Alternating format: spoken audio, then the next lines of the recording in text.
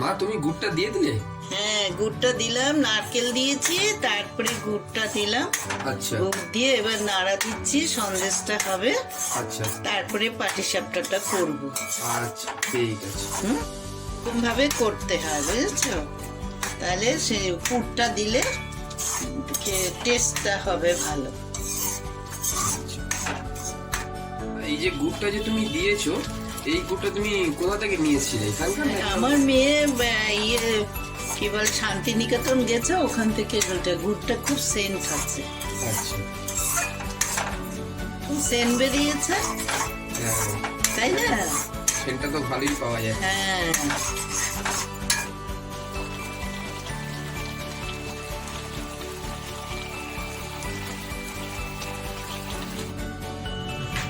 এতক্ষণ ধরে মা যেটা করছিল ওটা তো রেডি হয়ে গেল। এবার দেখি মা আর কি কি করে। দিলে এবারে চারাটা সুজি দিচ্ছ?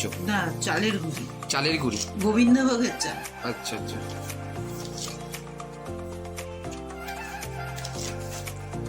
ঠিক আছে, কত নিচ্ছ মা এটা? এটা নেবো, 6 হাতা নেবো। আচ্ছা 2 হাতা হলো। 3, 4, হ্যাঁ, ওই ইয়েতে ফ্রিজে। দুধ কি এটা কাঁচা দুধই দিচ্ছ? হ্যাঁ কি ফ্রিজে ছিল? হ্যাঁ,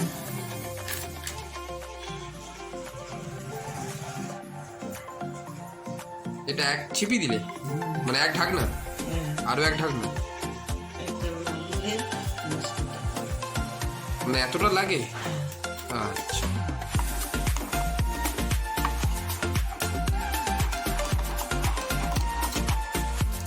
কালো দাবা এগুলোতে করলে খুব সুন্দর আচ্ছা আটকে থাকে দিন।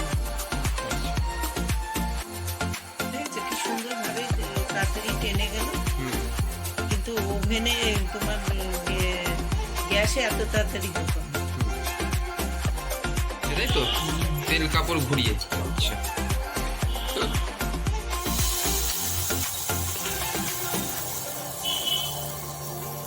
এটা আরো দেখতে সুন্দর লাগলো, তেল কাপড়টা ঘুরিয়ে দিতে খুব সুন্দর লাগলো।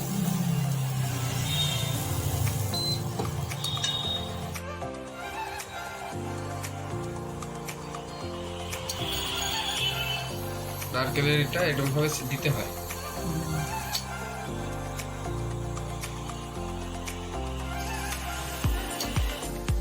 মানে এটা আস্তে আস্তে টানবে, তারপরে যখন শুকিয়ে যাবে তখন এটা পাল্টাতে হবে, মানে উল্টাতে হবে।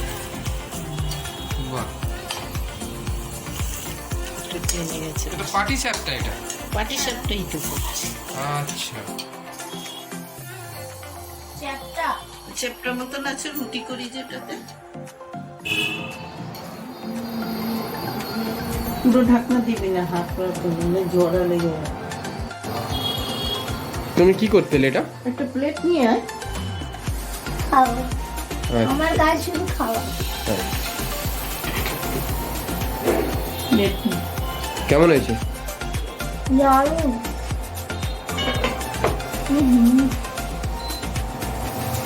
ভালো। ভুট্টারও গন্ধ, চালের গুঁড়ির একটা আলাদা গন্ধ, সব মিলেমিশে একটা